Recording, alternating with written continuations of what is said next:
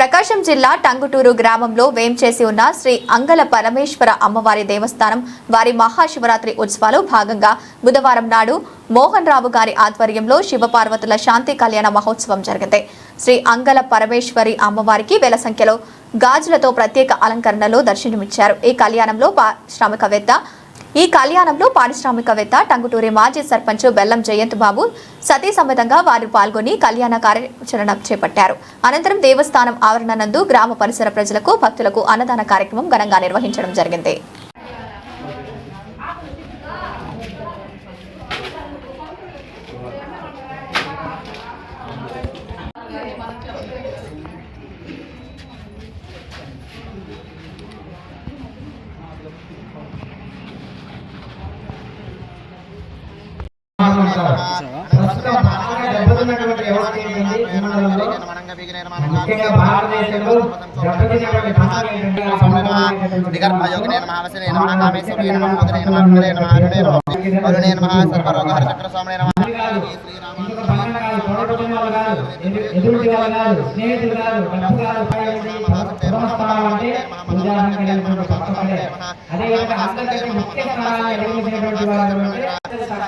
మహాశేంద్రియాలన్నిటి సాక్షిగా, సర్వ వేదాల సాక్షిగా, సర్వ గల్ప సాక్షిగా, అష్ట దిక్పాలకు సాక్షిగా, సూర్య చంద్రుల సాక్షిగా, విశ్వంలో ఉండేటటువంటి దేవి దేవతలందరి సాక్షిగా, మరుత్వ సాక్షిగా, నా మహాశేంద్రియాలన్నిటి సాక్షిగా నేను మీకు ప్రతిగా నాలుగు కళ్ళు రెండుగా, రెండు కళ్ళు ఒక చూపుగా ఈ దృష్టిలోనే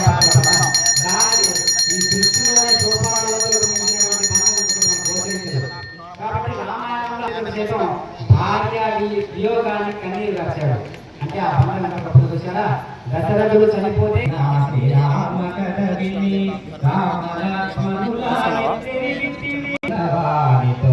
అప్పుడు హనుమంతుడు వారి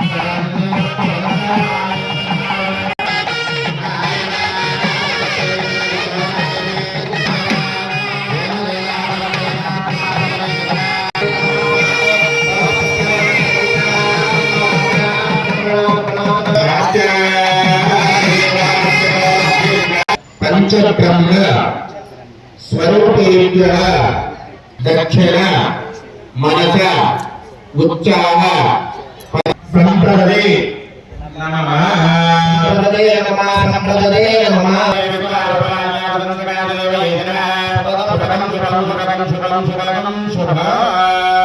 దీక్షార్థ రక్షార్థ నియమార్థ రక్షార్థ మానవాళాహయామి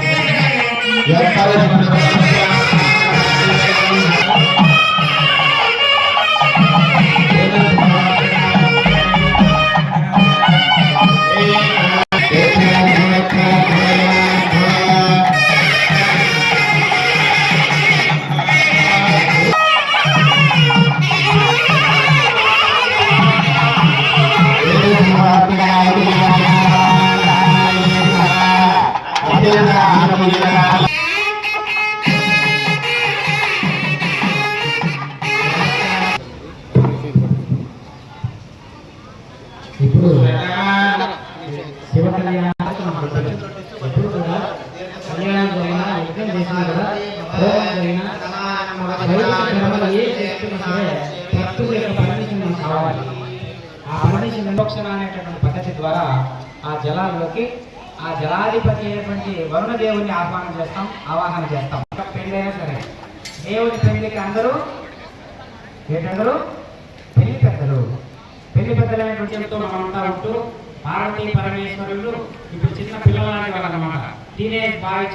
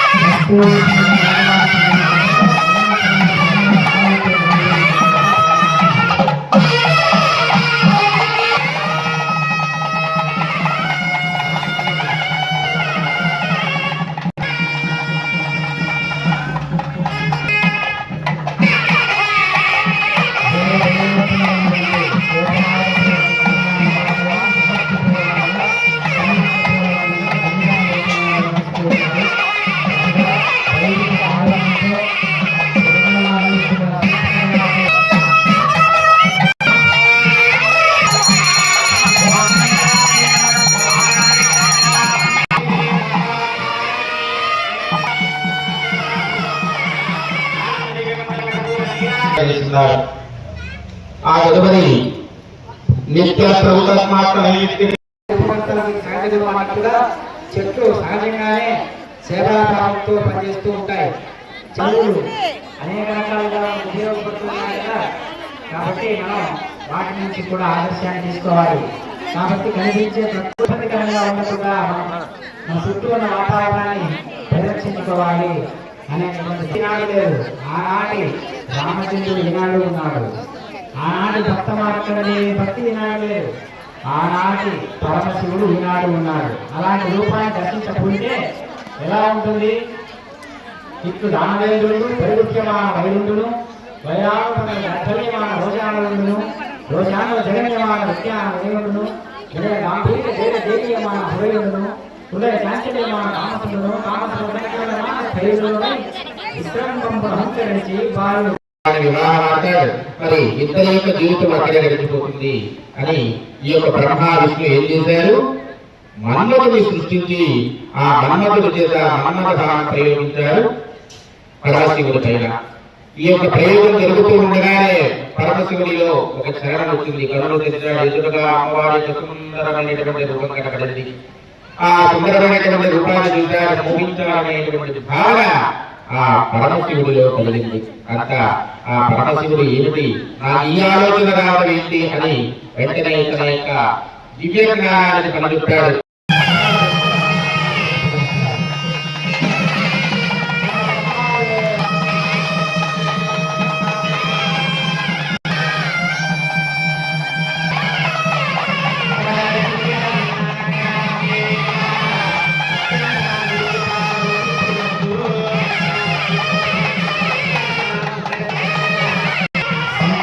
ప్రత్యేకంగా ఉన్నటువంటి సంకల్ప దీక్ష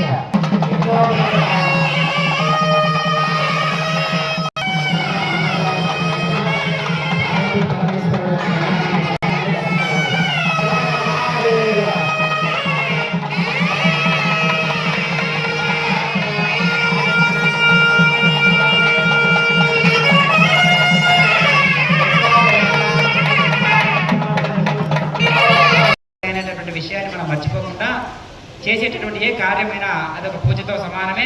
పార్వతీదేవి గారు శక్తి స్వరూపినిగా కూతురుగా పుట్టి అక్కడ ఏ దేవి సౌందర్యమారిజుడైన అంటే మేఘ అర్థం అజ అని స్వరం కొంచెం మార్చి చెప్పామనుకోండి బ్రహ్మాండ అర్థం వస్తుంది. చూసారా భాష యొక్క గొప్పతనం. అందుకని ఇలాంటి పండితుల దగ్గర మనం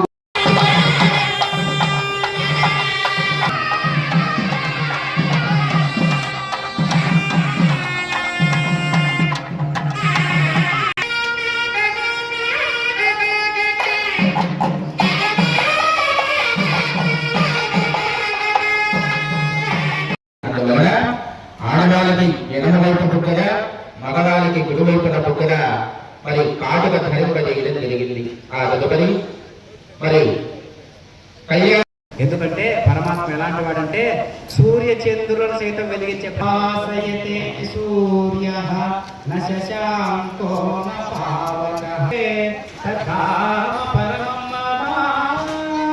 సూర్యుడు 13,000 రెట్లు పెద్దవాడు. ఇట్లాంటి భూములు 13,000 కలిపితే కాబట్టి ఆ పరమాత్మ స్పృహతో మనం ఏం ఆలోచించినా కూడా ఈ టంగుటూరు మండలం అంతా గొప్ప విశేషంగా మాట్లాడుకోదగ్గ కార్యం ఎక్కడ జరుగుతుందంటే ఏం చెప్తాం మనంతా ఇక్కడే దృష్టి లగ్నం చేస్తారు కదా. కాబట్టి గమనాలన్నీ ఎక్కడ నుంచి ఉన్నాన్ని వచ్చాయి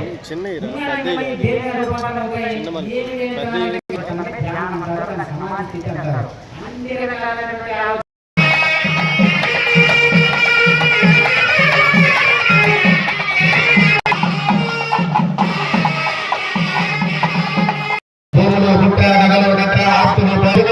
ఒకరి ఏమి కావాలో అది తెలుసుకుని ఒకరి ఆస్తులు ఏమిటి ఒకరి ఆస్తులు ఏమిటి జీవితాన్ని గడపబడి నాయన నమ్మకం ఆస్తి అంటూ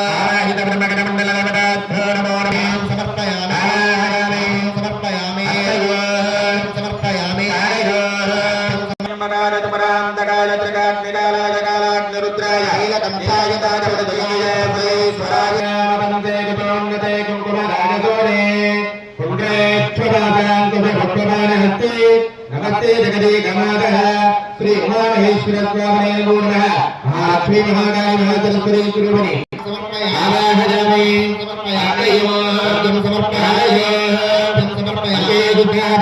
समर्पयामि शुद्धोदके मंत्रान् समर्पयामि त्राणानन्दरो शुद्धाचमनीयो समर्पयामि श्रीगन्धचन्दनो समर्पयामि गन्धशोभनीयलङ्करणार्थः अक्षरान् समर्पयामि ओम शिवाय नमः महेश्वराय नमः नमः शिवाय नमः नमः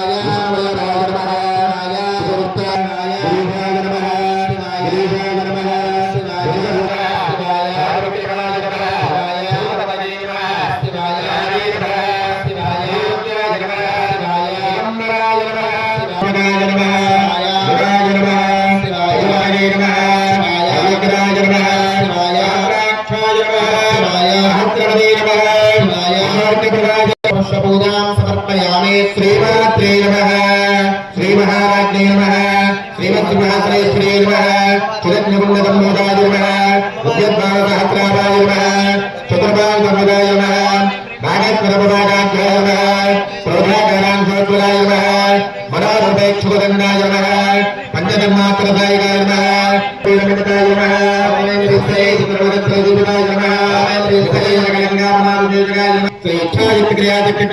स्वरूपिणी पार्वती देवी नमो नमः श्री नमो नमः नारायण परिमल पत्र पुष्प अक्षराणि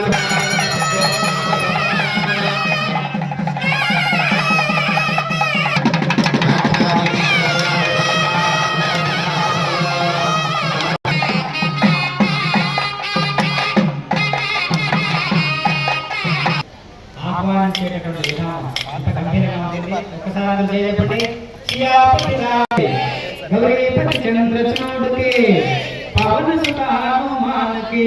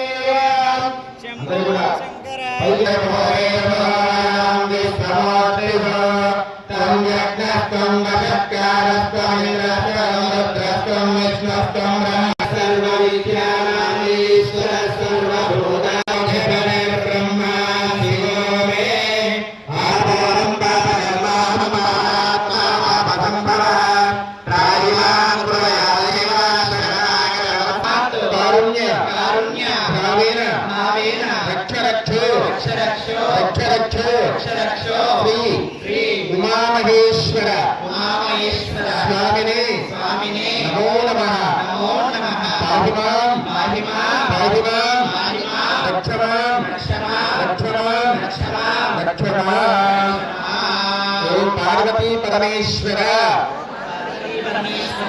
మమ్ములను సర్వకాల సర్వ వ్యవస్థల యందు మీ యొక్క తేజస్సు వలె కాపాడుముగాక. ఓ పార్వతీ పరమేశ్వర మహిమాం రక్షమాం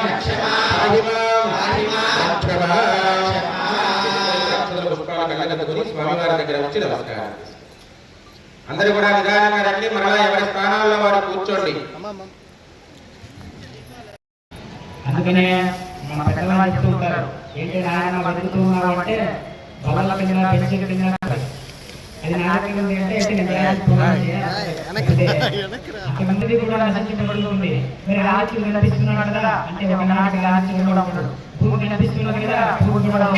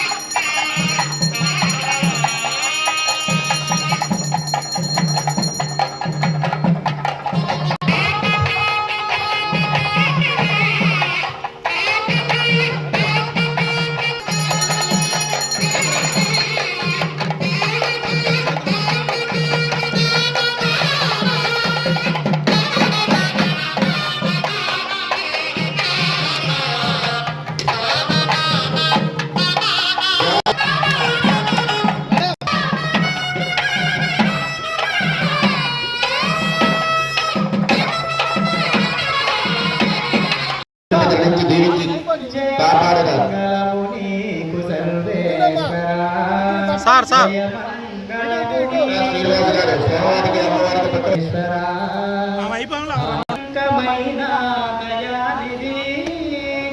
అకలంకమైన దయానిధి చౌకానమోదికి శుభమంగళం కొలచామునవారి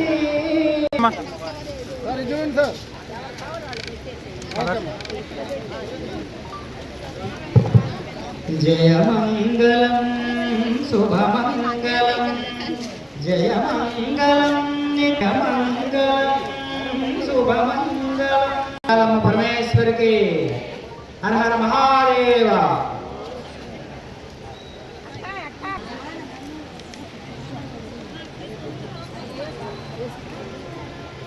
సార్ అలా పట్టుకొని చూడండి. అమ్మకి వచ్చి వెనక్కి రారా ఒకసారి. ఓకే అమ్మగారికి వచ్చి వెనక్కి రారా. స్వామివారి కళ్యాణోత్సవం కలిగించిన తర్వాత అటు అమ్మవారి సైడు ఇటు స్వామివారి సైడు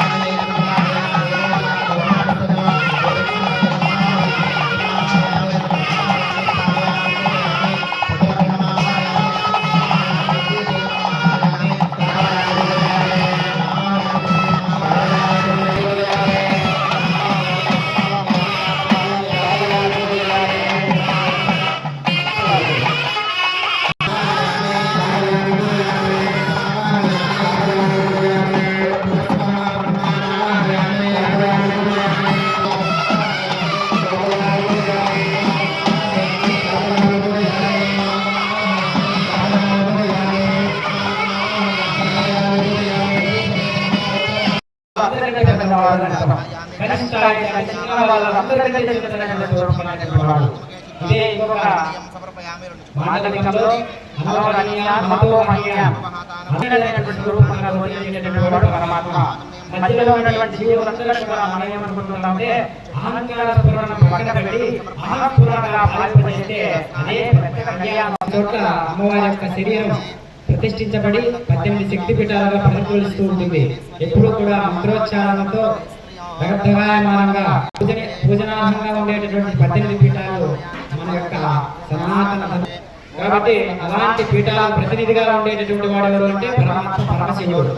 కాబట్టి మన మనస్సు ఎంత అమృతగాలన్నింటినీ కూడా మనకు పంపిస్తూ ఉన్నాడు సేవ కోసం. పరమాత్మే మన కోసం సేవ చేయడానికి లేదు. కాబట్టి రుద్ర బ్రహ్మమంతా కూడా ఆనందమే అందులో ఉన్నటువంటి ఆనందమే ఇక్కడ ఉన్నది. గాలి చల్లగా ఉండాలి.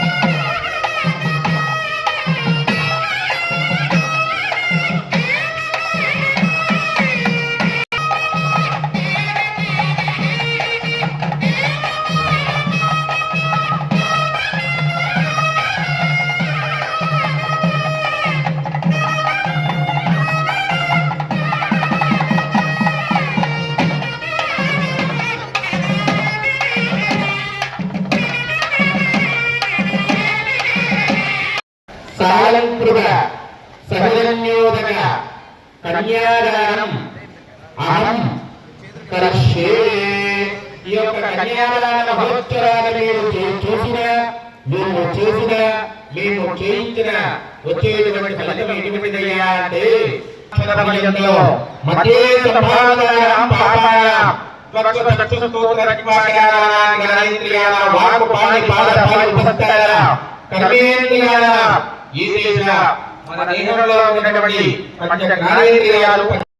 మంచి వాళ్ళ కలయిక మంచి వాళ్ళ సమాజం ఎలా ఉంటుందంటే తనలో చేరే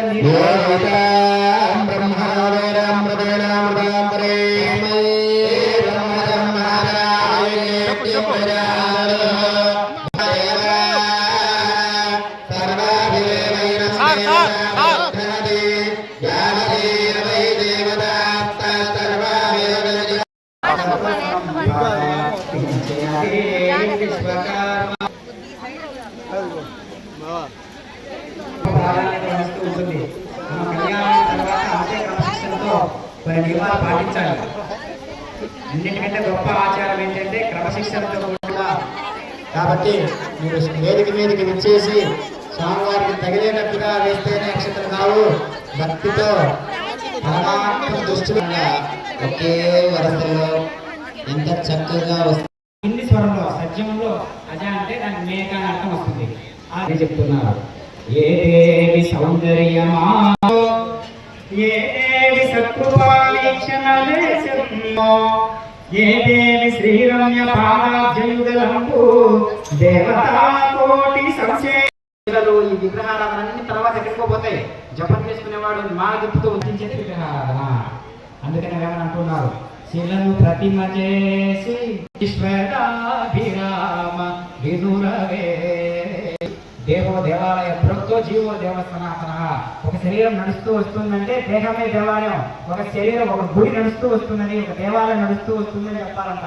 ఒక రథం నడుస్తూ ఇందులో ప్రతి జీవిలో ఉండే ఏ బ్రహ్మ తక్కువ ఉన్నదో అదే మనలో ఉన్నది కదా. ఈ లెక్కన ఆలోచిస్తే భగవద్గీతలో వాక్యం ఉంటుంది, సర్వభూతస్తమాత్మానం సర్వభూత.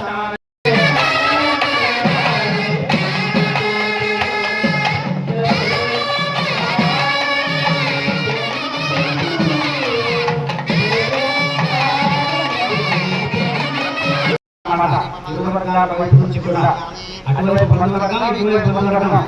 మీరందరూ అమ్మవారి తరఫున వచ్చారా, ఎవరి తరఫున వచ్చారా? అమ్మవారి తరఫున వచ్చారా? అమ్మవారి తరఫున వచ్చారు. దేవుడు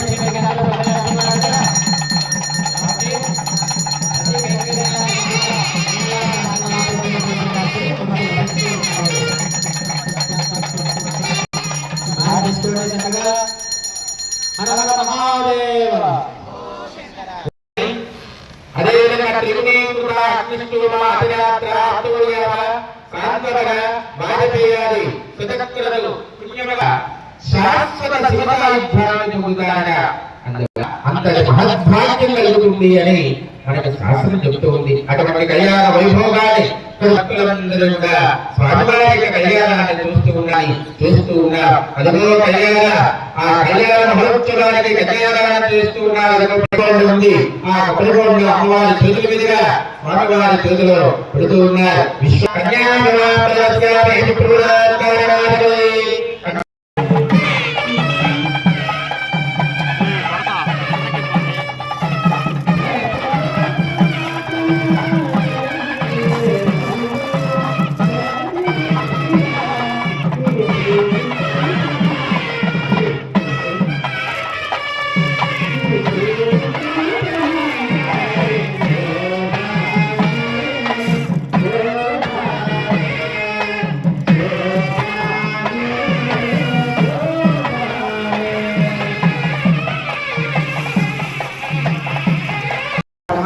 చెప్తున్నాడు.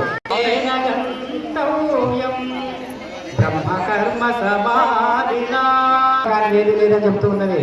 బ్రహ్మ స్పర్శచే పునీతమవుతున్నది ప్రతి వస్తువు కూడా.